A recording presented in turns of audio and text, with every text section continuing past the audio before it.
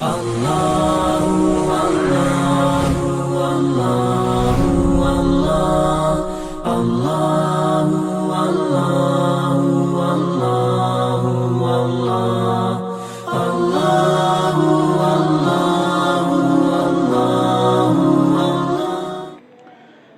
علیکم ورحمۃ اللہ وبرکاتہ۔ ناظرین، میں نور الحسن پرتاپ گڑھی آج پھر ایک مرتبہ آپ کی خدمت میں حاضر ہوا ہوں ایک نئے سبق کے ساتھ۔ آج ہمارے سبق کا 14واں دن ہے، یعنی سبق نمبر 14، اور ہم سیکھ رہے ہیں قرآن کریم کس طرح سے پڑھا جائے۔ تو جس طریقے سے ہم آپ کو بتلا رہے ہیں، اگر آپ حضرات اس طریقے پر عمل کرتے رہیں گے اور اس طرح سے سبق کو تیار کرتے رہیں گے تو انشاءاللہ العزیز ہم بہت جلد قرآن کریم پڑھنا سیکھ جائیں گے۔ تو ناظرین، ایک درخواست یہ ہے کہ آپ حضرات جو سبق سنتے ہیں تو اس سبق کو ایک مرتبہ نہیں، آپ اس کو بار بار سنا کریں۔ جب بار بار سنیں گے تو انشاءاللہ العزیز ہمارے دماغ میں حروف کی ادائیگی محفوظ ہو جائے گی اور ہم اس کو صحیح طریقے سے پڑھ سکیں گے۔ تو آپ سے ناظرین درخواست یہ ہے کہ ہم اس سے پہلے سبق شروع کریں، ہمارے مدرسے کے یوٹیوب چینل کو ضرور سبسکرائب کریں اور بیل آئیکن ضرور دبائیں تاکہ ہر نیا سبق، ہر نئی اپڈیٹ آپ تک پہنچتی رہے۔ تو ناظرین آئیے سبق شروع کرتے ہیں۔ اعوذ باللہ من الشیطان الرجیم، بسم اللہ الرحمن الرحیم۔ ناظرین، ہمارا سبق چل رہا ہے کہ مرکبات میں حروف کو کس طرح سے لکھا جائے گا، ان کی لکھائی کا کیا طریقہ ہوگا کہ ہم اس کو پہچان سکیں۔ تو یہاں دیکھیں، سبق پڑھتے ہیں۔ پہلا حرف دال، اس کے بعد ذال، را، زا، یہ 4 حروف ہیں الگ الگ لکھے ہوئے۔ ان کی مشق جو ہے نیچے 2 سطر میں ہے، 2 لائن میں ہے۔ تو آئیے پڑھتے ہیں۔ دیکھیں، پہلا حرف جیم ہے، اس کے بعد دال ہے، تو اس کو پڑھتے ہیں جیم دال۔ آگے چلتے ہیں، خا دال، اس میں پہلا حرف خا، دوسرا دال ہے۔ آگے چلتے ہیں، جیم را، پہلے جیم ہے، اس کے بعد را ہے۔ آگے ہے خا زا، خا حروف مستعلیہ میں سے، اس کو موٹا پڑھیں گے، اور اس کے بعد زا ہے۔ آگے چلتے ہیں، یا را، پہلے یا ہے، یا کے نیچے 2 نقطہ ہے، اس کے بعد را ہے، را نقطوں سے خالی ہے۔ آگے چلتے ہیں، تا زا، پہلے تا ہے، اس کے بعد زا ہے۔ آگے چلتے ہیں، میم دال، پہلے میم، اس کے بعد دال۔ آگے چلتے ہیں، کاف ذال،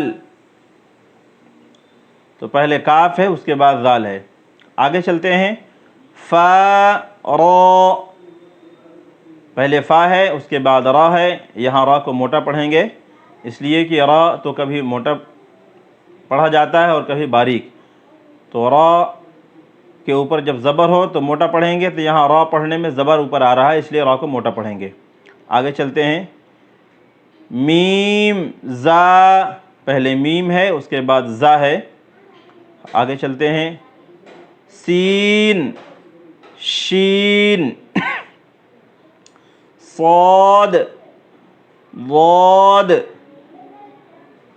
طا ظا، یہ حروف ہیں الگ سے لکھے ہوئے ہیں، مفرد ان کو کہتے ہیں، اور کہ ہر حرف الگ الگ لکھا ہوا ہے۔ انہی حروف کی مشق نیچے ہے 2 سطر میں، کہ ان حرفوں کو جب ایک دوسرے سے ملایا جائے گا تو یہ حروف کس طرح سے لکھے جائیں گے۔ تو آئیے پڑھتے ہیں، سین لام، پہلے سین ہے، 3 دانت ہیں سین کے، اس کے بعد لام ہے۔ آگے چلتے ہیں، آگے ہے شین لام، پہلے شین ہے، اس کے اوپر 3 نقطہ ہے، پھر لام ہے۔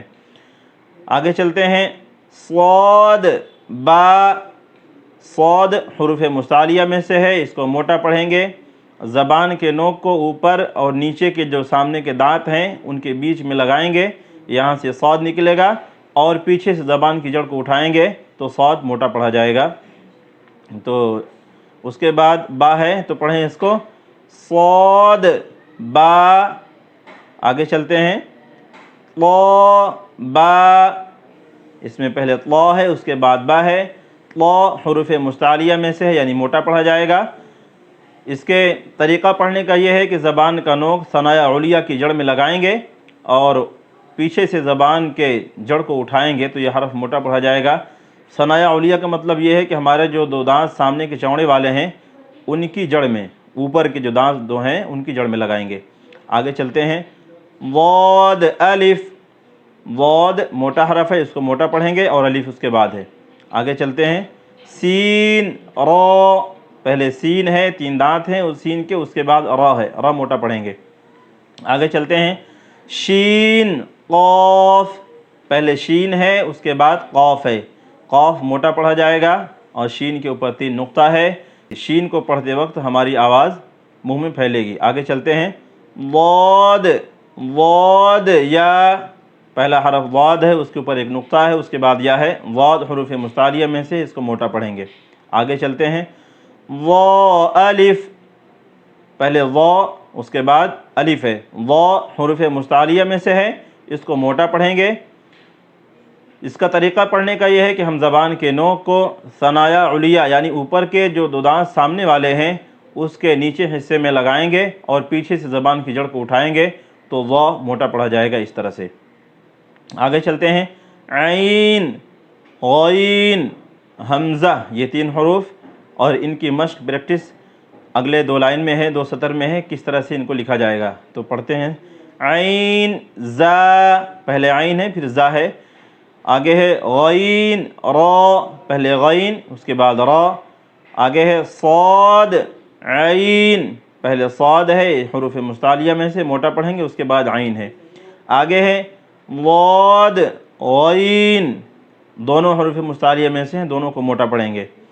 آگے چلتے ہیں، با عین دال، تو یہاں 3 حرف ہیں، پہلے با ہے اس کے بیچ میں عین ہے اس کے بعد دال ہے۔ آگے چلتے ہیں، تا غین دال، 3 حرف، پہلا تا، بیچ میں غین اور اس کے بعد دال ہے۔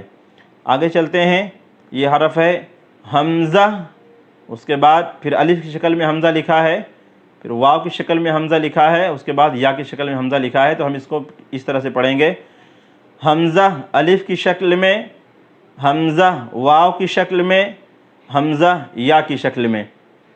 تو ہم اس طرح سے ناظرین سبق کو یاد کریں گے، چونکہ ہم پہلے بتلائے تھے کہ حمزہ کی کوئی مستقل شکل نہیں ہے، حمزہ 3 شکلوں میں لکھا جاتا ہے، وہ یہاں پر آپ نے دیکھ لیا۔ تو ناظرین سبق مکمل ہوا، انشاءاللہ کل پھر ملیں گے۔ السلام علیکم ورحمۃ اللہ وبرکاتہ۔